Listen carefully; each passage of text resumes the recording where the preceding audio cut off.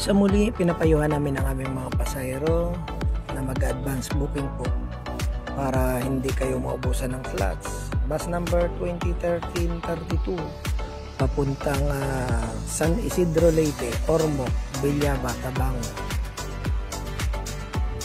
Kasama na rin dyan ang papuntang Biliran, Leyte, Abu-Abu, Carigara, Tunga.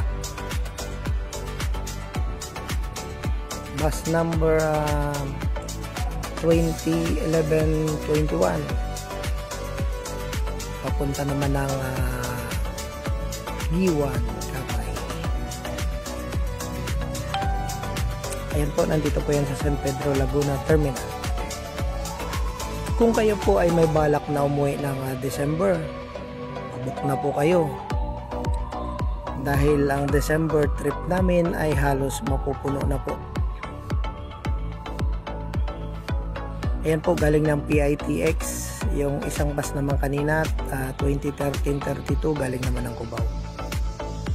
Dito po yan sa San Pedro Laguna Terminal. Inaantay pa natin ng isang unit, 2014-07, papunta naman ng Southern Leyte, Masin, Ilongos, Baybay, Bato. Sa ngayon po, hindi pa rin tayo makatawid sa San Juanico Bridge. Kaya yung mga pasahero natin, limitahan po ang mga bagahe nyo para hindi kayo mahirapan sa pagtawid doon sa tulay. Ayan po, ipapuntang San Isidro natin. Yung mga pasahero po natin ay sinashuttle natin doon sa San Juanico Bridge. Sa ngayon po, hindi pa rin pinapatawiran. Ang balita naman sa December daw, pwede nang tumawid pero hindi pa po tayo sigurado. Bus number 2014-07. Yan po yung papuntang Southern Leyte. 3 unit po ang dispatch natin ngayon. Sa mga gustong magbakasyon ng December, habol-habol na po.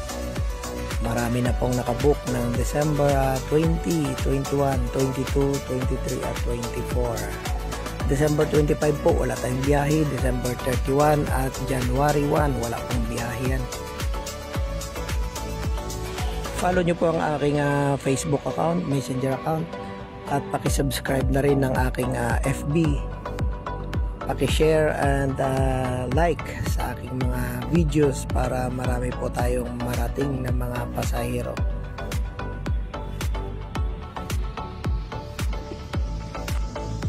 November 2, 2025. Bukas po, wala po tayong biyahe dahil may parating daw po na bagyo. So, yung mga nakabook sa amin, nawagan na namin yan. Abang-abang na lang sa mga info namin. Tatawag pa rin kami sa inyo bukas. Kung sa sunod na araw ay may biyahe na po.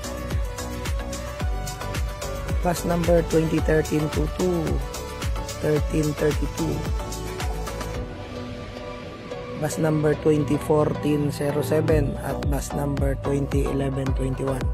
Yan po yung mga dispatch natin ngayon.